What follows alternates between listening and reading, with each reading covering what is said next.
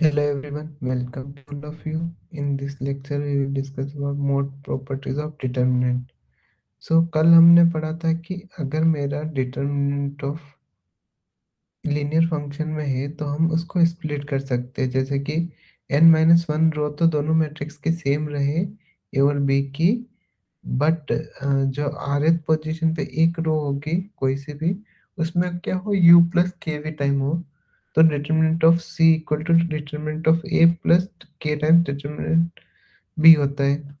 तो इसको हम ऐसे एग्जांपल समझते हैं, जैसे a है मेरा 1 2 3 7, b है मेरा 3 4 3 7, यानी हम फर्स्ट इन रो में चेंजेस कर रहे हैं। तो c क्या है मेरा 4 6 3 7, तो मैं यहाँ ऐसे u एंड v लिख रहा हूँ, तो क्या लिख रहा हूँ, k को 1 ले लिया, तो यहाँ मेरा u क्या है 1 प्लस v कितना है 3, और u कितना है यहाँ पे 2, और यहाँ पे 4 हो जाएगा। तो ऐसे दो पार्ट में टूट जाएगा। तो अब हम इसका डिटरमिनेंट चेक करते हैं, क्या हमारा जो इक्वल आता है या नहीं। तो c का डिटरमिनेंट क्या होगा 28 माइनस 18, तो क्या होगा डिटरमिनेंट 10। और यहाँ से डिटरमिनेंट ऑफ b कितना होगा 21 माइनस 12 यानी 9, और इसका होगा 7 माइनस 6, तो 1 1 प्लस 9 10 होता है, और इसका भी 10 आ गया। तो ये हमारा उस एक थ्योरम का एग्जाम्पल हो गया। और सेकंड था कि हमारी कोई भी मैट्रिक्स है, उसमें एक रो जीरो हो जाती है, अगर एक रो पूरी जीरो हो जाती है तो उसका डिटरमिनेंट जीरो होता है। तो हम ए मैट्रिक्स लिए, इसके फर्स्ट रो को जीरो जीरो कर दिया, तो अब इसका डिटरमिनेंट क्या होगा जीरो और माइनस जीरो जीरो। तो ये उसका एग्जाम्पल हो गया। सो अब नेक्स्ट हम एक कोरोलरी पढ़ते हैं, if A is the n cross n matrix over f has two identical row then determinant zero होता है। मतलब अगर मेरे पास कोई भी स्क्वायर मैट्रिक्स है और उसकी दो रो सेम हो जाए, दो रो की सारी एंट्री सेम आ जाए, तो उस केस में डिटरमिनेंट जीरो होता है। तो पहले हम इसको एग्जांपल से समझते हैं, देन हम इसको प्रूफ करेंगे। सो अगर मेरे पास एक मैट्रिक्स है 1 2 एंड 1 2, क्योंकि इसकी दो रो सेम है ना, फर्स्ट रो भी सेम है, फर्स्ट रो जो है वही सेकंड रो है, तो दो रो आइडेंटिकल हो गई, तब इसका डिटरमिनेंट जीरो होना चाहिए। तो 2 - 2, तो डिटरमिनेंट जीरो हो गया। तो अब इसका प्रूफ हम मैथमेटिकल इंडक्शन से करेंगे। n इक्वल टू 2 के लिए हमें प्रूफ करना है ना, पहले तो ए बी ले लेंगे, तो क्या होगा A B minus A B zero. तो n इक्वल टू 2 के लिए प्रूफ हो गया। अब हम क्या करते हैं, n ग्रेटर देन 3 के लिए, n-1 के लिए हम क्या एज्यूम कर लेते हैं, ये ट्रू है। अगर n-1 के लिए ट्रू है, तो अब हमें प्रूफ करना होगा n के लिए ये ट्रू हो जाए। तो हम एक मैट्रिक्स n क्रॉस n की लेंगे F में, और उसकी दो रो सेम है R और S पोजीशन वाली, मतलब दो डिफरेंट रो ले रहे हैं और उनकी एंट्री सारी सेम आ रही है। तो हम एक आई चूज करेंगे जिसके करस्पॉन्डिंग हम किसका इसका डिटरमिनेंट का एक्सपांड करेंगे। तो determinant of A equal to summation j1 to n-1 की power i plus J A I J, determinant of A tilde A I J. तो मेरी ए आई जे क्या होगी, n-1 क्रॉस n-1 की होगी, क्योंकि हम ith के करस्पॉन्डिंग एक्सपांड कर रहे हैं, तो एक रो एक कॉलम हट जाएगा, तो n-1 टाइम्स n-1 टाइम की बन जाएगी ये मैट्रिक्स। और इसमें क्योंकि हमने जो आई के करस्पॉन्डिंग एक्सपांड कर रहे हैं वो लिया, वो आर एंड एस से डिफरेंट लिया, और आर एंड एस दो डिफरेंट रो है, बट उसकी वैल्यूज उस रो उन रो में जो वैल्यूज आ रही है ना, वो सेम आ रही है। तो इस टाइप से 1 2, जैसे इसमें 1 2 है ना, इसमें आर और एस पोजीशन वाले की ऐसे सेम सेम एंट्रीज आएगी। और हम जो आई के करस्पॉन्डिंग एक्सपांड कर रहे हैं वो आई एस आर और एस से डिफरेंट है। तो हमारी ये जो मैट्रिक्स बनेगी ए टिल्डा ए आई जे, उसमें आर और एस होगा, और हमने क्या एज्यूम करा n-1 के लिए ये ट्रू है, तो इसके लिए ट्रू होगी। तो इसमें determinant of A tilde A I जे क्या हो जाएगा जीरो, और जीरो को इनसे मल्टीप्लाई करेंगे तो क्या आ जाएगा जीरो। तो ए tilde A I J zero हुआ, तो मेरा डिटरमिनेंट ऑफ ए भी क्या हो जाएगा जीरो। आई होप आपको प्रूफ समझ आ गया होगा।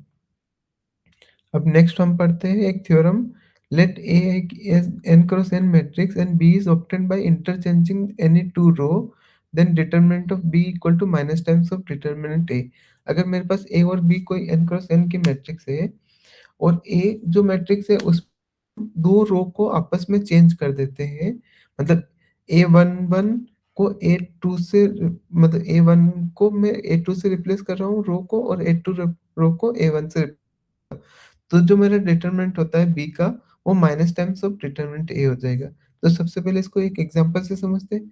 जैसे इफ ए इक्वल टू 1 2 3 4 ये मेरी मैट्रिक्स है, तो बी में मुझे रो करनी है, तो मैं क्या करूंगा, बी में 3 7 1 2 आ जाएगा।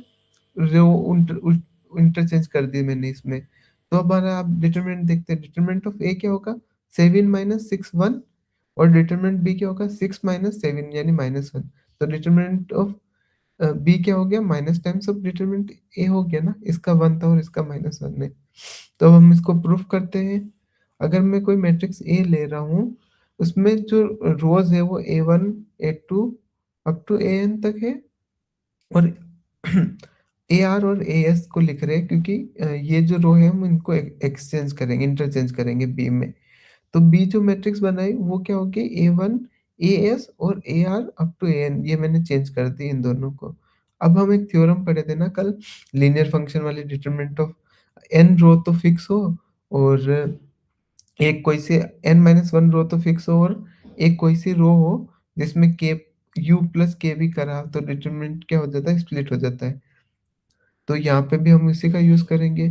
अगर मैं इन दोनों का सम करता हूँ, सम नहीं, सिर्फ़ एक नई मैट्रिक्स कंस्ट्रक्ट करता हूँ A1, तो यहाँ रहेगा, और इस पोज़ीशन पे AR प्लस AS, फिर यहाँ तक सेम, फिर यहाँ AS प्लस AR लिखूँगा, और लास्ट में AN।